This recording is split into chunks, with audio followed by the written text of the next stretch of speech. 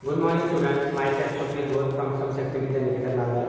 During the last lecture of our general science, we discussed about the natural resource, that is air. Okay, there are three natural resources, air, water and land, out of which we have seen the information regarding the air. Okay, now today we are going to learn the second natural resource, that is water. Okay, now you know that every living organism requires water for daily activity. For example, human beings require water for different purposes, like for bath, then drinking purpose, then washing the clothes, etc. So for daily use, we require water.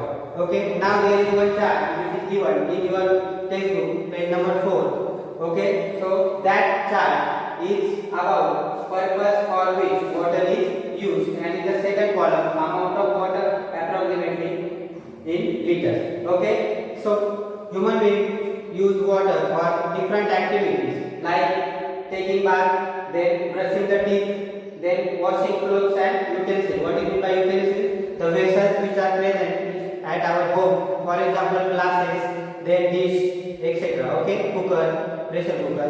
So these are the utensils. For that washing of that utensils also we require water.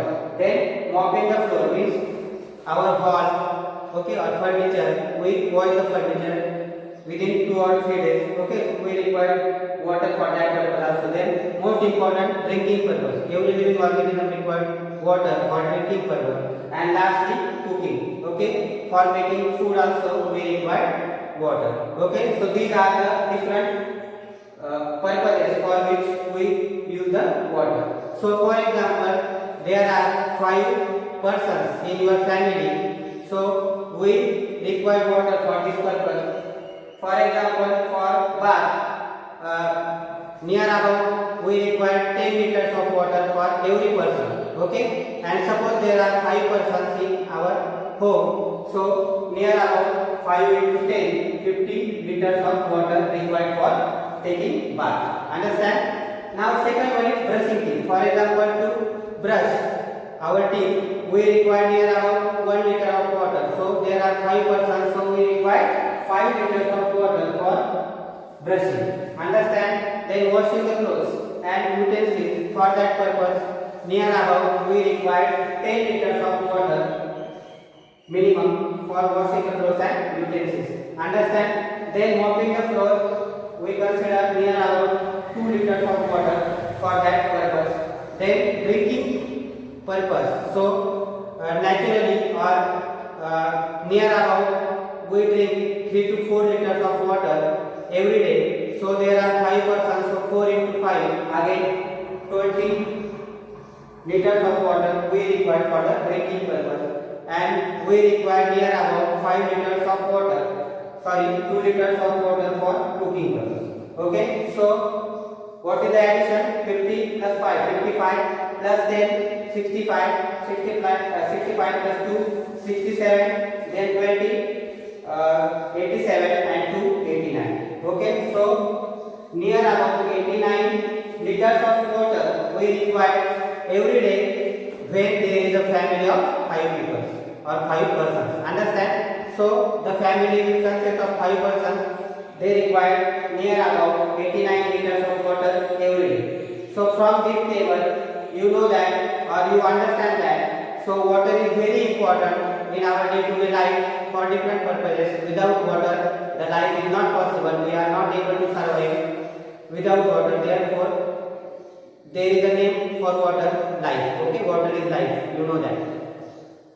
So from that this chart we understand that water is most important for our daily life. So you will see that it is almost impossible for us to spend even a single day without water. We are not able to survive. It is not possible to spend a single day without water. We need to drink 3 to 4 liters of water every day so that all our bodily functions run smoothly. Last year we discussed about different systems of our body, for example circulatory system, excretory system, digestive system, nervous system.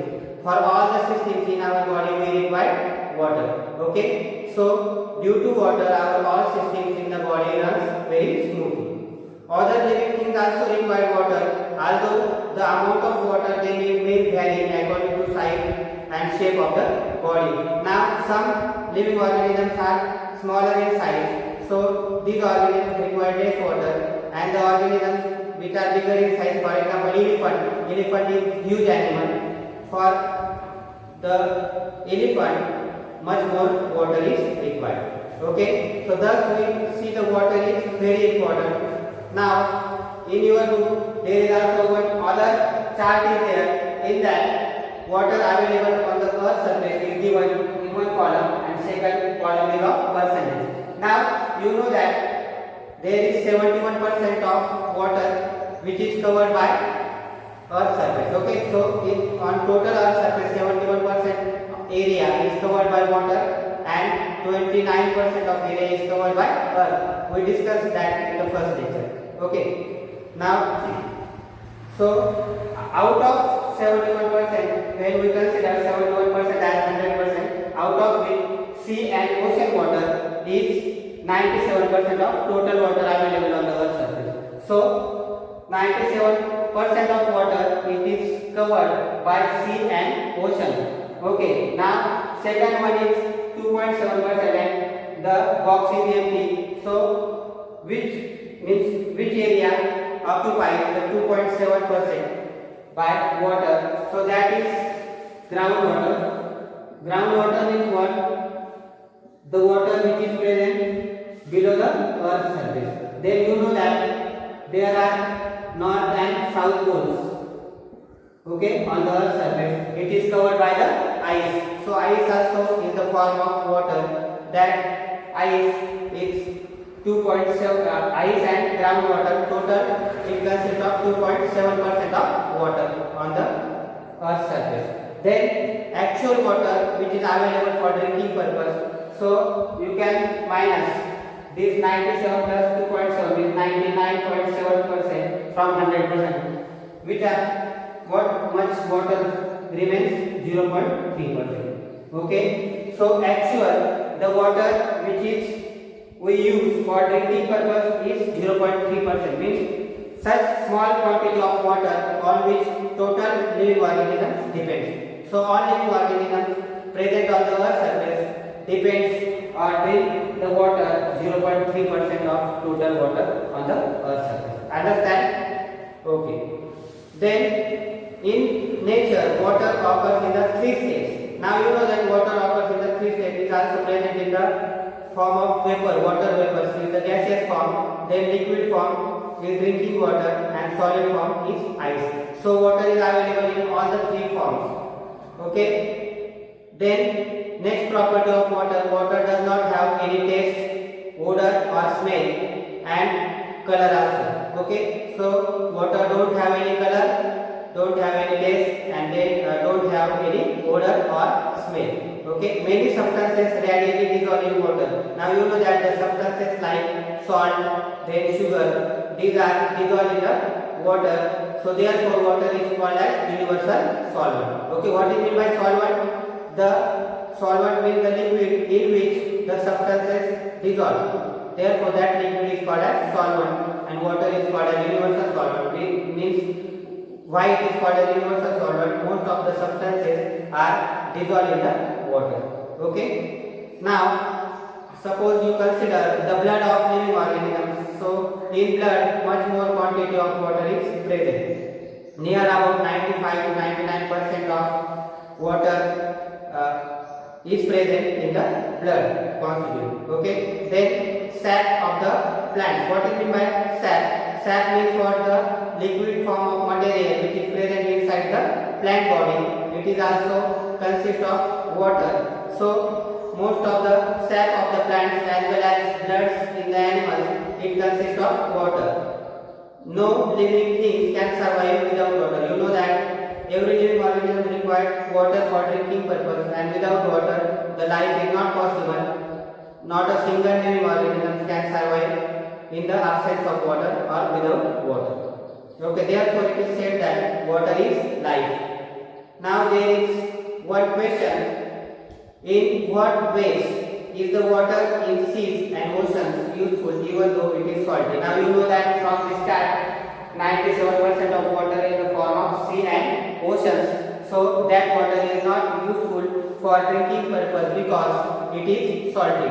Okay, but instead of that, that water is useful. How? Now you know that we have immunosystem for resist the diseases. So that immunosystem, when the people having less immunosystem, to increase the immunosystem of living organisms, that salty water is useful. Due to salty water, the immunosystem of the living organisms or human being increase. For example, the patients who suffers from the diseases like cancer, then blood pressure, diabetes, okay, they having less immune system.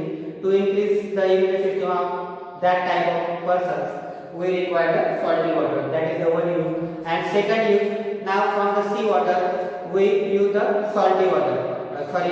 From the means we use the table salt, or we prepare the table salt, the salt which is used for the cooking purpose. We manufacture from the sea water or ocean water. Okay, these are the uses of the salty water. Now we cannot use all the water on the earth because sea water is salty. Some water is in the frozen state. Frozen state. Now, which water is in the frozen state? Frozen state means what? In the form of ice. So north and south pole, the water in the form of ice is present on north and south pole. It is in the frozen state. A very small quantity of water is available for drinking. That is, we already know 0.3% of water is useful for drinking purpose. Yet it is enough for all living organisms. So that much amount of water is enough for all living organisms of world population. Okay. So this is the one part, that the uses of water in our daily life. Okay. During the next lecture of our general science, we will discuss more information regarding water. Okay. Thank you.